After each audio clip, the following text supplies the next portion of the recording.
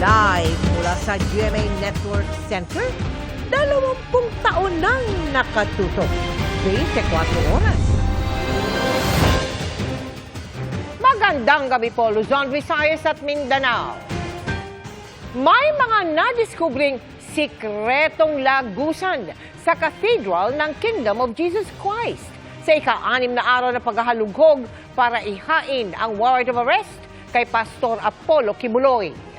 Bukod po sa magagarang silid, detalyado at kakaiba rin umano ang disenyo sa ilalim na nagpapahirap sa paghahanap sa pastor. May mga nadiskubre rin ng mga otoridad na bolo sa tumpok ng buhangin, molotov at live wire na bakod sa loob ng compound. Nakatutok live si June Veneracion. June. Emil, Pia at Mel, ipinakita ngayon ng DILG at PNP ang ilan sa mga hamon na nagpapahirap umano sa mga pulis sa kanilang paghahanap kay Pastor Apollo Kibuloy sa loob ng compound ng Kingdom of Jesus Christ.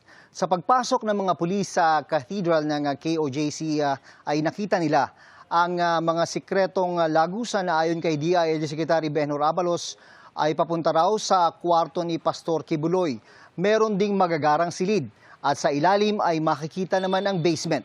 May mga hilera ng kwarto na hindi pa gawa. Ang mga intricate design ng mga istruktura ay kabilang daw sa nagpapahirap sa mga pulis sa paghahanap kina Kibuloy at mga kapwa niya akusado. Noong mga unang araw ng operasyon ay ginamitan din daw ang mga pulis ng laser light. Sa mga tumpok ng buhangin ay may mga nakikita naman at tatagpuan na mga nakatago daw na bolo. Ang bakod, meron pang live wire. Meron din mga Molotov cocktail. Pero sa kabila nito, tuloy-tuloy daw ang paghahanap. May mga namomonitor pa rin daw ng mga tibok ng puso sa ilalim ng lupa. Indikasyon na posibleng may mga tao pa rin. Bukod sa ground-penetrating radar na kaya makadetect ng tibok ng puso sa ilalim ng lupa, ay may mga iba pa raw makabagong teknolohiya ang ginagamit ngayon sa paghahanap kay Kibuloy. Pakinggan natin ang pahayag ni DILG Secretary Benhur Abalos at PNP spokesperson Colonel Jean Fajardo. So, napakahirap sa totoo lang. Napakahirap.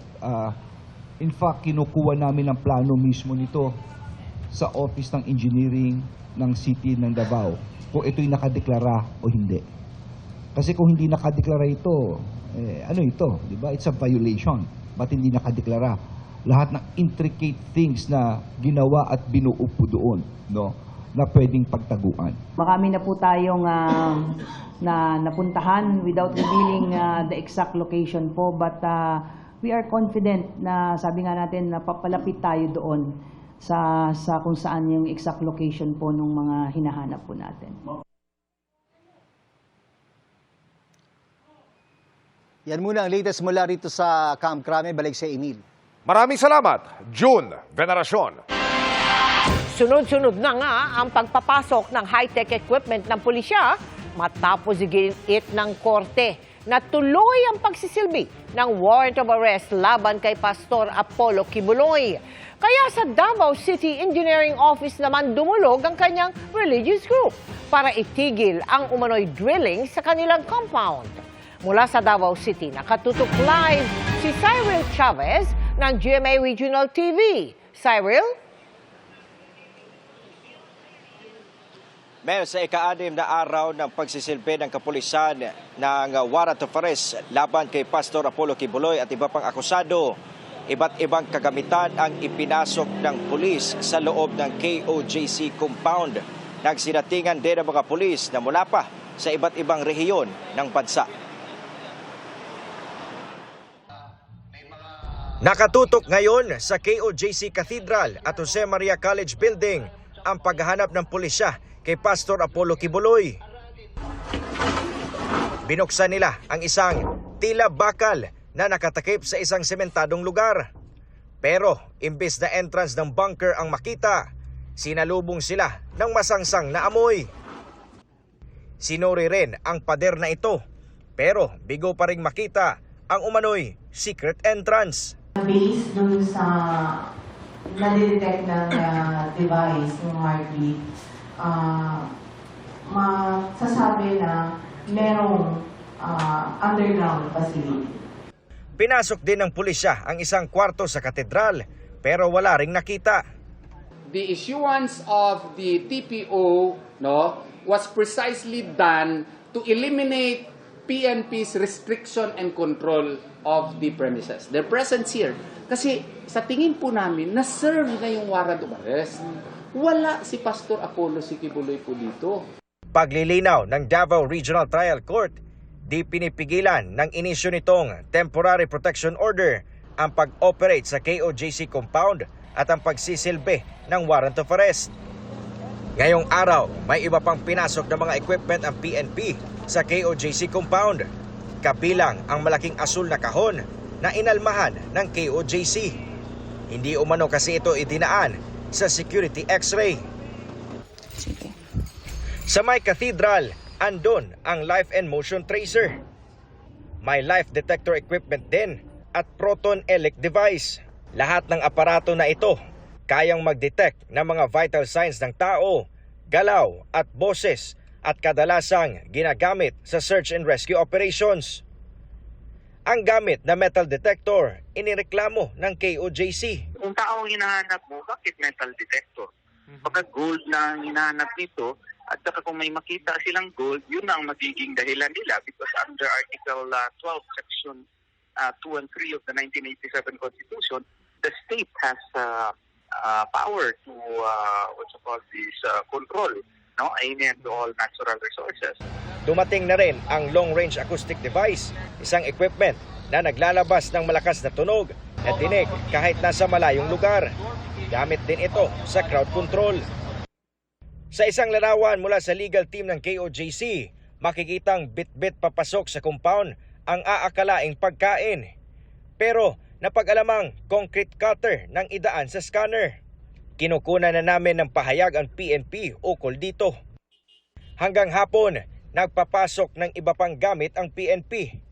Pero tikom ang bibig ng PNP sa mga equipment na ito, pero tiniyak na legal. The ground commander doesn't want to reveal, this part of the operational data, operational information that could jeopardize yung conduct in the serving the warrant of arrest. Dumating na rin sa Davao City ang dagdag pulis mula Northern Mindanao, ibang bahagi ng Davao Region at Socsargen na tutulong sa civil disturbance management. 24/7 na kasi ang operasyon at pagbabantay sa loob at labas ng KOJC compound. May mga sundalo ring tutulong sa crowd control.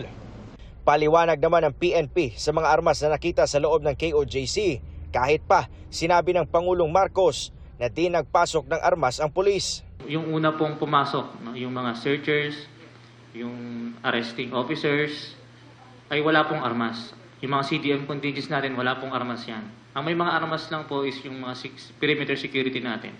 And certain units, if in case, may kinakailangan ng police interventions. Miyerkules ng gabi nang may 5 mga nakasibilyan na pinapasok ang PNP sa loob ng compound, pero wala pang ibinigay na detalye ang PNP kung kasali ba ang mga ito sa kanilang human intelligence. We don't have any other targets sa loob. Ang target talaga namin is mahuli si Kibuloy and 4 others. Ang drilling naman ng PNP sa compound, hiniling ng KOJC sa Davao Engineers Office na ipatigil na.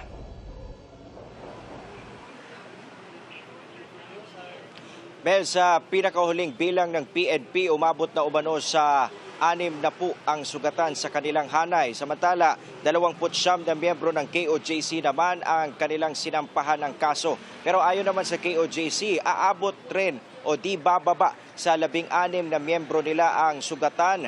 Simula nung inisyo o nagsilbi ng warrant of arrest ang PNP dito sa KOJC. At isa rin sa mga resulta ng operasyon nila ang pagkamatay ng isang miyembro. Mel. Maraming salamat sa iyo, Cyril Chavez ng GMA Regional TV. Binawi ng Quadcom ng Kamara ang utos na ipakulong sa Women's Correctional si Cassandra Leong kasunod ng kanyang pag-amin sa kanyang koneksyon sa Pogo sa Porac, Pampanga. Pero wala umano siyang kinalaman sa mga negosyo ng pamilya ni Alice Guo, kahit boyfriend niya ang kapatid nitong si Wesley. Nakatutok si Rafi Tima. tell the truth, the whole truth. Umpisa pa lang ng hearing, target na ng mga kongresista na makonsensya si Cassandra Leong at magsalita tungkol sa kanyang nalalaman sa illegal na pogo. Have you seen this? Nakita mo na ba to? These are all the torture victims na nakuha sa cellphone doon sa Porac at sa Banban. Ito naman yung mga namatay. They are 66 foreigners. Hindi makilala kung bakit sila namatay. Lahat sila, almost all Chinese. Nakita mo na ba sila? Hindi pa? Hindi pa rin? Hindi po. Okay. The reason why I showed you all these pictures is for you to realize the gravity of what you are into right now.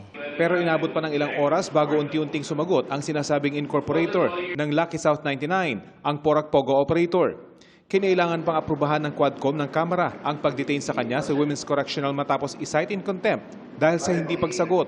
Kalaunan, umamin si Ong na may kaugnayan siya sa Lucky South 99 at Whirlwind Corporation. Inamin na rin kasintahan niya si Wesley Guo, ang kapatid ni dismissed Bamban Mayor Alice Guo, bagamat wala umano siyang kinalaman sa mga negosyo ng mga Guo. Malapit ka kay Alice Guo. Hindi po. Ay, hindi ka malapit, pero kilala mo siya. Kakilala, syempre. Kilala mo siya. Sister po siya ng ni Wesley Go. At business partner mo sa Alice Guo. No. Ay, hindi. Pero pareho kayong na mayroong Pogo Hub, di ba? Hindi po. Wala kang Pogo Hub. Yung business po namin is nag-rent lang para sa mga Ano po yung business nyo? building, real estate lang po. Real estate lang. Yes po. So, hindi I'm Pogo. not related to any Pogo po. Sa pagdinig, lumabas ding iisa lang ang boss ng Whirlwind at Lucky South 99. Malinaw po, Mr. Chairman, na yung Whirlwind at saka Lucky South ay isa. Because it's the one Renwo. Yes, Tama? Mr. Chair. Yes. Siya yung kausap niya si Whirlwind, siya rin ang kausap sa Lucky South. Yes, But Mr. Chair. the name of Mr. Wo did not appear dun sa Lucky South. Yes po. Siya rin po kasi nagde-decide if masasama yung pangalan niya or hindi. Like, Ang binabanggit na Mr. Wu, ninong umano ni Cassandra Ong. Paliwanag ni Ong, nagpalit na may-ari ang dalawang kumpanya. Lucky South noon is sa amin po. And Whirlwind. But nauna po i-registered ang Lucky South. Tapos sumunod ang Whirlwind po. Sa pagdinig, nadiin din si A.R. De La Serna, ang dating social media moderator at executive assistant ni Attorney Harry Roque, ang presidential spokesperson ng Administrasyong Duterte. Inusisa ng mga kongresista kung bakit pinatira si De La Serna sa compound ng Lucky South 99 sa Porac at kung bakit nakapirma siya sa ilang dokumento ng mga kontrobersyal na kumpanya. Sa isang punto, napilitang pangalanan ni De La Serna ang kaibigan niyang tinirhan daw niya matapos ma-raid ang compound ng Lucky South 99 matapos pagbanta ang iko-contempt. Mr. De La Serna will not answer the question of the Honorable Paduano. I will move that we cite him in contempt. Eman po, Mr. Chair. Again? Eman po. Sa huli, binawi ng Quad Committee ang utos na i-detain si Ong sa Women's Correctional. Pero hindi binawi ang contempt charge. Pinagbigyan din ng mababang kapulungan ang kahilingan ng Senado na imbitahan si Cassandra Ong sa kanilang pagdinig sa susunod na linggo. Para sa GMA Integrated News, Rafi Tima nakatutok, 24 oras. Tumakas na ng banggapan ng tricycle at van ang sasakyang tinugis ng mga taga-Highway Patrol Group sa Quezon City dahil sangkot umano sa rentangay. Nahuli kami yan sa aking eksklusibong pagtutok. Biglang nahinto ang daloy ng mga sasakyan sa intersection na ito sa Cubao, Quezon City. May sasakyan na palang umaatras at hinahabol ng mga naka-uniforming pulis. Pero nakalusot ang sasakyan hanggang sa kabilang kalsada at saka humarurot palayo. Binuntutan naman siya ng police mobile at dalawang operatibang sakay ng motorsiklo. Hanggang sa marating ang kantong ito na may stoplight, imbes na huminto, binundol lang sasakyan ng tricycle na tumagilid sa bangketa, binangga rin ng isang passenger van. Noon na corner ang sasakyan at nadakip ang driver nito. Tinutugis ang sasakyan dahil nirentangay umano ayon sa PNP Highway Patrol Group Task Force Limbas. Inupahan umano ito sa halagang 3,000 pesos kada araw pero hindi na ibinalik. It was rented on August 26 and the following day, August 27, yun pong involved na motor vehicle ay nakapost na sa Facebook Marketplace. For sale na po siya, worth 250,000. Nakipag-chat sa suspect ang undercover policeman na nagpanggap na bibili ng sasakyan na nauwi nga sa entrapment. Ayon sa HPG, dati nang may kaso na may kinalaman sa carnapping ang suspect pero depensa niya. Natakot po ako sir kasi mostly pong nakakuan ko po sir, siyempre po mabubugbog, kung hindi po mabubugbog, kung ano pong gawin, kaya po sinubukan ko pong tumakbo sir, pero pinagsisihan ko po yun. Sir, alam ko naman pong mali po yung ginawa ko po dahil po sa pera po, dahil kaya ako po nagawa. Dahil sa hirap din po ng buhay, tapos mag-isa ko lang pong nagtataguyod sa pamilya ko po. Maharap siya sa patong-patong na kaso. Violation po ng anti-carnapping law natin at saka po yung reckless imprudence resulting to multiple physical injury. So we have received complaints coming from Baguio City and then in Ilocanja region. The same na mga victims, tinangay din po yung kanilang mga sasakyan, nirentahan po nitong suspect na. Para sa GMA Integrated News, Emil Sumangil, nakatutok, 24 oras. Nawi sa habulan sa bukid ang pag-aresto sa mga sangkot umano sa voice phishing at pangi-scam sa Cavite. Kabilang sa 19 na hinuli ang isang rapper at kasintahan niyang vlogger. Nakatutok si June Veneracion.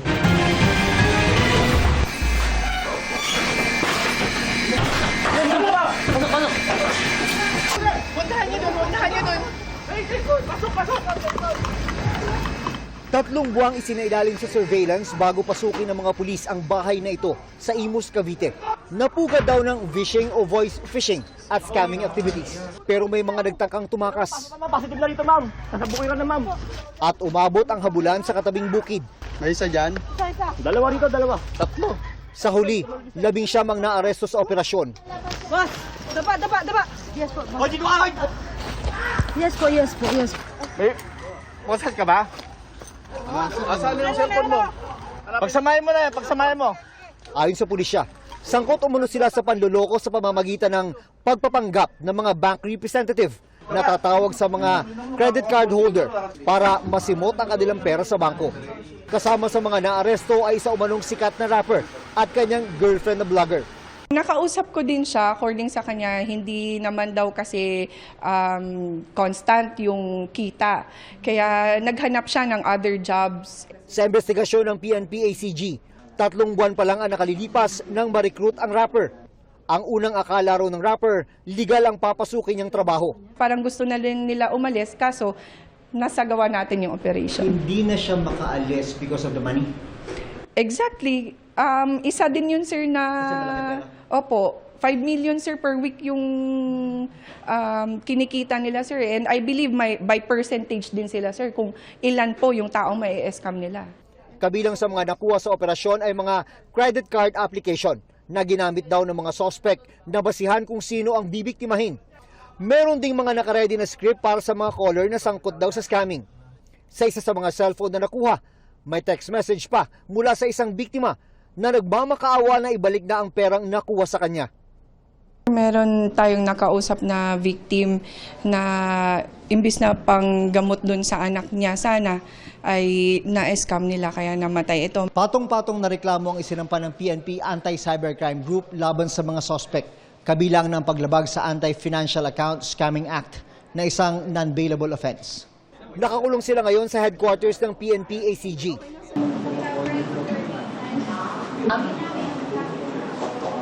Pinaghahanap pa ang utak mismo ng iligal na operasyon. Para sa GMA Integrated News, June Veneracion, nakatutok, 24 oras. Nakukulangan ng isang senador sa mga pahayag ng kapatid ni Alice Guo kung paano sila nakalabas ng bansa. At sa gitna ng mga tanong, bubusisiin ang pondo para sa intelligence gathering ng gobyerno dahil sa umano'y pagkukulang.